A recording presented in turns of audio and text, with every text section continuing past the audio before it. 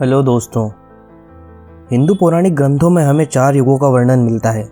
सतयुग, त्रेता, द्वापर और कलयुग। आज मैं आपको द्वापर युग की उस महान गाथा के बारे में बताऊंगा जिस पर यह द्वापर युग आधारित है, जिसे हम महाभारत भी कहते हैं।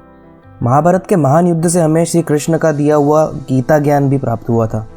अगर आप भी इस वीडियो को देख रहे हैं तो मैं आपसे रिक्वेस्ट करना चाहूँगा कि आप इस वीडियो को पूरा देखें, जिससे आप महाभारत को जान सकें और आपको पता चल सके कि महाभारत का युद्ध क्यों हुआ था। तो चलिए शुरू करते हैं। महाभारत का युद्ध कौरवों और पांडवों के बीच हुआ था। यह युद्ध 18 दिनों तक चला था। इस युद्ध में लाखों की संख्या में लोग मारे गए थे। कहा जाता है कि मारे गए लोगों के खून से ही कुरुक्षेत्र की भूमि लाल हो गई थी। पांडवों की माता कुंती को विवाह के पहले ऋषि दुर्वासा ने एक वरदान दिया था। वो वरदान यह था कि तुम्हें सभी देवपुत्र प्राप्त होंगे। कुछ समय पश्चात माता कुंती ने उस वरदान का उपयोग करना चाहा और उन्होंने सूर्य देव की उपासना की, जिससे उन्हें कर्ण की प्राप्ति हुई। लेकिन विवाह से पूर्व ही संतान प्राप्ति होने और समाज के डर की वजह से माता कुंती ने कर्ण को एक टोकरी में रखकर नदी में बहा दिया। उसके बाद कर्ण एक सूत परिवार को मिले, जिससे कर्ण राज परिवार के होने के बाद भी सूत पुत्र कहलाए। कुछ समय पश्चात माता कुंती का विवाह हस्तिनापुर के महाराज पांडु से हुआ, जिससे उन्हें युधिष्ठिर, भीम और अर्जुन तीनों महाबली पुत्रों की प्राप्ति हुई। और महाराज पांडु की दूसरी पत्नी माधवी से उन्हें नकुल और सहदेव की प्राप्ति हुई और ये पांचों भाई मिलकर पांडव कहलाए।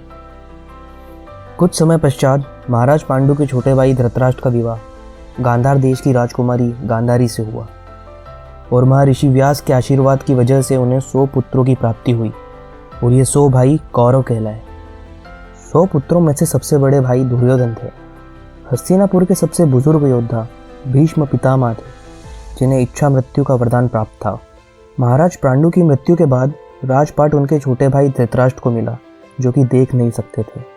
कौरव और पांडव दोनों को ही शिक्षा गुरु द्रोणाचार्य ने दी थी। गुरु द्रोणाचार्य के सबसे प्रिय शिष्य अर्जुन थे और वो अर्जुन को ही सबसे महान योद्धा बनाना चाहते थे। जब सभी की शिक्षा पूर्ण हुई तो कौरवों और पांडवों के बीच में एक युद्ध अभ्यास हुआ। उस युद्ध अभ्यास में दुर्योधन और भीम टकराए, लेकिन अर्जुन, जो कि एक धनुर्धर थे, जिस वजह से उन्हें किसी के साथ अभ्यास करने का मौका नहीं मिल पाया, जिसकी वजह से गुरु द्रोणाचार्य ने उन्हें दुनिया का सबसे सर्वश्रेष्ठ धनुर्धर घोषित कर दिया। उसी समय प्रजा में से एक हाथ उठा। वो सूत पुत्र कर्ण थे, लेकिन एक सूत पुत्र होने की वजह से अर्जुन युद्ध करने से मना कर देते हैं। तभी दुर्योधन ने अपनी पहली चाल चली। दुर्योधन ने उन्हें अंग देश का राजा बना दिया। अब कर्ण भी एक राजा बन गए और उसी समय कर्ण ने एक कसम खाई कि वो अपने मरते दम तक दुर्योधन का साथ निभाएंगे। उसी रात हस्तिनापुर में भीष्म पितामह ने ऐलान किया कि हस्तिनापुर के राजा महाराज पांडु के सबसे बड़े पुत्र युधिष्ठिर होंगे। लेकिन यह बात गांधारी के भाई शकुनी को हजम नहीं हुई।